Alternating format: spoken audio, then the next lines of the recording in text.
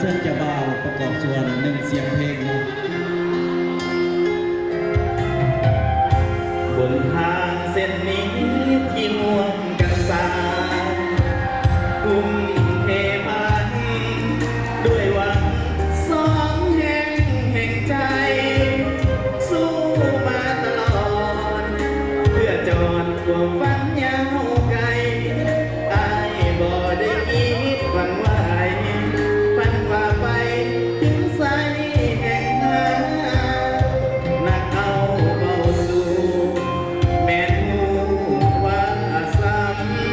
ำขอจนต่อย